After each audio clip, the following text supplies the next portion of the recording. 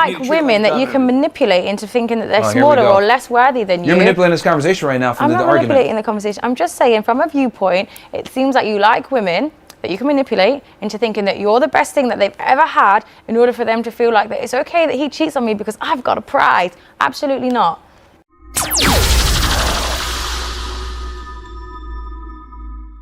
Hey everyone, and welcome back to Cast TV. We are jumping into a deep dive today. Some pretty provocative ideas about gender roles. Definitely a conversation that pushes buttons. Yeah. Challenges some conventional thinking, for sure. You got that right. Our source material today is an episode of Standout TV. It's a YouTube channel. And they have, well, let's just say lively discussions. This particular episode is titled Battle of the Sexes, Grilling with Myron Gaines. And the title does not lie. We're going to see Myron Gaines, who is one half of the FreshandFit podcast, being interviewed by a woman and, as they put it, grilled about his views on gender roles. Yeah, it's super important to come into this with an open mind, Not necessarily to agree with Gaines, but to really analyze what he's saying and understand what the potential implications of these arguments could be. So right off the bat, Gaines claims that men are superior to women, biologically and because of societal structures. He even says that women have it easy in life. Like they don't face the same pressures as men, almost like this binary, men are these struggling warriors and women are. I don't even know what the analogy would be for women. Yeah, and what's fascinating here is how he brings in this idea of traditional gender roles. So a woman's primary value, he says, comes from her physical attractiveness, her ability to bear children, and domestic skills. He even uses the phrase like making sandwiches. Yeah, that one caught my attention too. It's like some outdated sitcom stereotype. Yeah. But hold on, isn't he contradicting himself? He's all about men being these providers and protectors, but then he diminishes the very skills and qualities that make someone a good caregiver or homemaker. That's such a good point. There's definitely a disconnect there. And he goes even further with this, too, by arguing that successful men are entitled to multiple partners, while women should remain monogamous. It's like he's got this checklist of what men and women should be. And if you deviate from that checklist, you're seen as a threat or a failure. And it's interesting here because understanding a bit of evolutionary psychology can be helpful. And I say this cautiously because you don't want to oversimplify things. But there is this argument that men throughout history, they've been driven by this biological imperative to spread their genes. And so that leads to this greater tendency toward polygamous behavior. Okay, I see how that perspective might play into his arguments. Yeah. But is it really fair to reduce human behavior down to biology? Especially something as complex as relationships. Yeah, you've hit on a key point. It's not just biology, it's also culture and individual experiences that influence our behavior.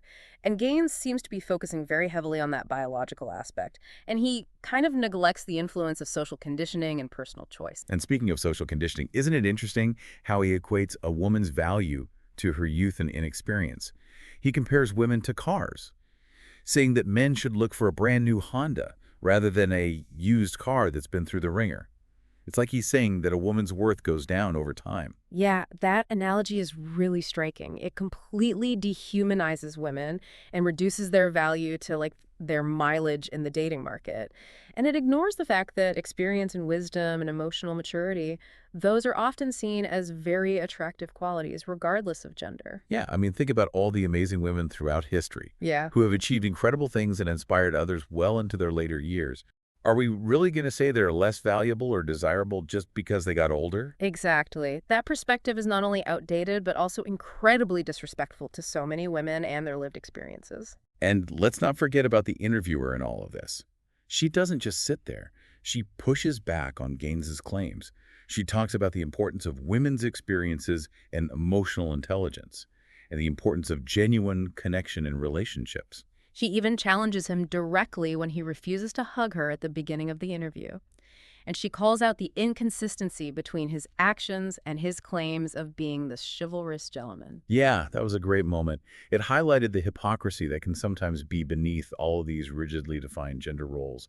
It's like he wants to cherry-pick traditional values when it suits him. But dismisses them as irrelevant when they don't fit his narrative. Right, and when he says that women's opinions are easily swayed by men, it reveals this tendency to generalize and to dismiss entire groups of people based on these preconceived notions. Okay, before we keep going, I want to remind all of our awesome viewers to subscribe to our YouTube and Facebook channels. We are SierraCast TV, your one-stop shop for thought-provoking content and deep dives into the issues that matter. So now back to this fascinating interview. One of the most striking aspects, I think, is Gaines's insistence that women simply suck at everything, driving video games, holding positions of power, you name it. He even claims that a woman can't truly support a man because she can't understand the burdens that he faces. Wait, so he's saying that women are incapable of empathy or providing emotional support? That just seems like such a generalization. Yeah. And honestly kind of insulting. It is, and it shows a very limited view of what a relationship should be. He's operating under this assumption that men and women are fundamentally different and that they have incompatible needs and desires. Almost like he's advocating for this emotional segregation. Yeah. Like men and women exist in these separate spheres, unable to connect or understand each other. But isn't that the opposite of a healthy relationship? Absolutely. A healthy relationship should be about mutual understanding and support and a willingness to see the world from each other's perspective. And that's something that we'll explore further in our next segment. Stay tuned, folks. This deep dive is just getting started. Welcome back to SierraCast TV, where we are taking a closer look at the controversial views of Myron Gaines. So we've heard Gaines argue that women inherently suck at everything and can't provide real support to men. It's a pretty bleak picture, wouldn't you say? Yeah, it definitely raises a lot of questions. And it leads us to another interesting, albeit troubling aspect of his argument, this idea of female manipulation. Ah, yes, the classic trope of the manipulative woman. I'm sensing a pattern here, and it's not a pretty one. So Gaines repeatedly accuses women of using their emotions and sexuality as weapons to control and manipulate men. He even goes so far as to say that women friend-zone men as a way to extract resources and attention without offering anything in return. Hold on a second. Is he seriously suggesting that women having male friends is some kind of calculated scheme? What about genuine platonic friendships? It seems that in Gaines' worldview, any deviation from these traditional gender roles, even something as simple as a platonic friendship, is viewed with suspicion and interpreted as a form of manipulation. But isn't that a bit paranoid? I mean, it's reducing human relationships to these transactional exchanges, where everyone is constantly trying to gain the upper hand. Yeah, that's a great point. It's important to recognize that relationships, whether romantic or platonic, are built on trust and mutual respect and genuine connection. To assume that one gender is inherently manipulative is not only inaccurate, but also incredibly damaging. It also perpetuates this harmful narrative that men are always victims of women's wiles. Like they're incapable of making their own choices or recognizing when they're being taken advantage of. Right, and that narrative can have real-world consequences, creating distrust and animosity between genders. And it reinforces this idea that men should be constantly on guard, viewing women as potential threats rather than equal partners. It's interesting how he ties this idea of female manipulation back to his belief that men are biologically programmed to provide and protect. He argues that women exploit this instinct by pretending to be helpless or needy. But isn't that a bit of a stretch? It seems like a convenient way to explain away any act of kindness or generosity from a man. Instead of recognizing these actions as genuine expressions of care and compassion, he attributes them to some sort of calculated manipulation on the part of women. It's like he can't fathom the idea that a woman might simply appreciate a man's support or enjoy his company without having some ulterior motive. It seems to stem from this deep-seated anxiety about power dynamics between genders. He repeatedly expresses this fear of men losing control, especially in relationships. So in his mind, any attempt by a woman to assert herself or express her needs is automatically seen as a threat. That seems to be the underlying assumption, and this fear manifests some pretty interesting ways. For example, he argues that women should be the ones to propose marriage because it puts men in a position of power, allowing them to dictate the terms of the relationship. Wait a minute, so he's advocating for women to take the initiative, but only within a framework where men still hold the ultimate authority. Exactly. It's a very paradoxical view of empowerment. He claims to be advocating for women to take charge, but only in ways that reinforce traditional power structures. It's like he's trying to have his cake and eat it too. He wants women to be assertive and independent, but only within the confines of his predefined roles and expectations. And this leads us to another fascinating aspect of his argument, his views on female sexuality. Oh boy, here we go. Based on what we've seen so far, I'm guessing his perspective on this topic is, shall we say, a bit unconventional. You could say that. Gaines has a very specific and rather restrictive view of what constitutes acceptable female sexuality. He repeatedly uses derogatory terms to refer to women who have had multiple sexual partners, suggesting that their worth is diminished by their sexual history. So the classic double standard rears its ugly head again. Men are applauded for their sexual conquests, while women are shamed for the same behavior. Precisely. And this double standard is deeply ingrained in so many cultures and societal norms.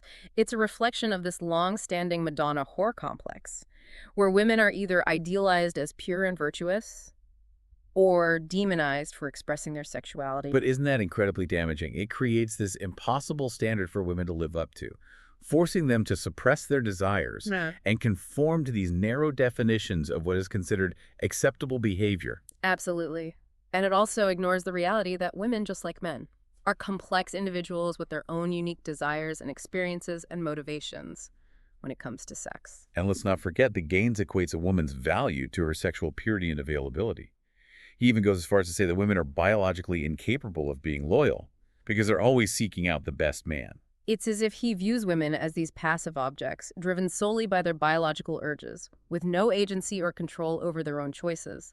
It's like he's completely ignoring the fact that women are capable of having complex emotions, making their own decisions, and forming deep and meaningful connections based on something other than just physical attraction or social status. You're hitting on a key point here. Gaines seems to be operating under this assumption that women are incapable of genuine love or loyalty or emotional depth. He reduces female sexuality to this transactional exchange, where women are constantly seeking to secure a high-status mate, regardless of their own feelings or desires. But doesn't that completely contradict his earlier argument that men are biologically programmed to be polygamous? You've caught another inconsistency. He seems to apply these evolutionary arguments selectively, using them to justify men's behavior, while simultaneously holding women to a completely different standard. It's a bit like he's created this elaborate system where the rules are constantly shifting to fit his narrative regardless of logic or evidence. Right. And this brings us to another important point: the role of the interviewer in this conversation. Throughout the interview, she consistently challenges Gaines' assertions, pointing out his inconsistencies, and offering alternative perspectives on gender roles and relationships. Yeah, she doesn't just sit there and passively accept his pronouncements. She pushes back, asks clarifying questions, and even shares personal anecdotes that challenge his generalizations. It's a great reminder that we don't have to passively absorb information, especially when it comes to topics as sensitive and nuanced as gender and sexuality. We have a responsibility to think critically, to question assumptions and seek out diverse perspectives. Speaking of seeking out diverse perspectives, I think it's time we take a little detour and remind our viewers that SierraCast TV is your go-to source for thought-provoking discussions and deep dives into the issues that matter. Absolutely. Make sure you subscribe to our YouTube and Facebook channels so you don't miss out on any of the action. We've got a lot more to unpack in this deep dive, so stay tuned. Welcome back to SierraCast TV. We're wrapping up our deep dive into Myron Gaines' controversial views on gender roles. And let me tell you, it's been a journey. Yeah, we've covered a lot, from male superiority and female manipulation to his views on relationships and sexuality. It's been a whirlwind of opinions and generalizations. Yeah. Honestly, I'm left with a little bit of mental whiplash. I get that. It can be hard to process viewpoints that are so different from what many of us believe about equality, respect, and just the complexities of relationships. So as we wrap up, what are some key takeaways? What do we do with all this information? That's the big question. I think the most important thing is to realize that these conversations, even when they're difficult or uncomfortable, they're so important. We can't just ignore ideas we disagree with or pretend they don't exist. So it's not about agreeing or disagreeing, but understanding and analyzing. Exactly. It's about recognizing the potential harm that these types of generalizations can cause.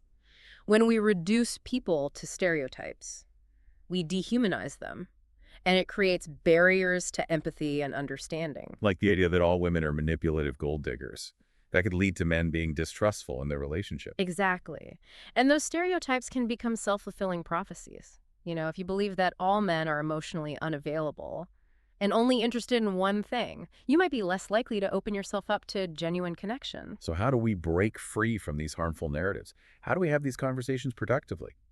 without negativity or division. I think the first step is to approach these discussions with a willingness to listen and learn, even when we strongly disagree. So instead of shutting down the conversation or getting defensive, we should ask questions and try to understand where those beliefs are coming from. Exactly. Asking things like, why do you believe that? Or what experiences led you to this conclusion? That can create a space for dialogue. It's like saying, I may not agree with you, but I want to hear your perspective.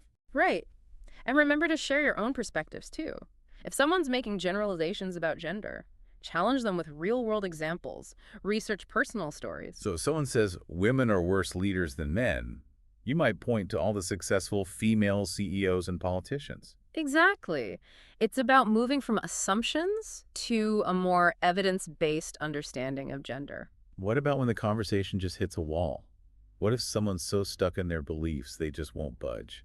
Well, we can't force anyone to change their mind. Sometimes all we can do is offer a different perspective and hope that makes a difference. So even if we don't change someone's mind right then and there, we might still have an impact. Absolutely. By talking respectfully and challenging harmful ideas, we contribute to a larger shift towards understanding and equality. And sometimes just listening is powerful. It shows the other person that they're being heard. It's about creating empathy even when there's disagreement. And who knows, maybe that connection will lead to a change in perspective later on. That's a hopeful note to end on. Even with tough topics, there's always potential for growth, learning, and connection. Speaking of connecting, we want to remind our viewers to connect with us on YouTube and Facebook. We are SierraCast TV, the place for thought-provoking discussions. We have lots more content coming, so hit that subscribe button and join the conversation. And a huge thank you to Standout TV for the interview that started this whole discussion. It definitely gave us a lot to think about. That's a wrap on another episode of SierraCast TV. Thanks for joining us. And remember, we are your awesome source for news and entertainment.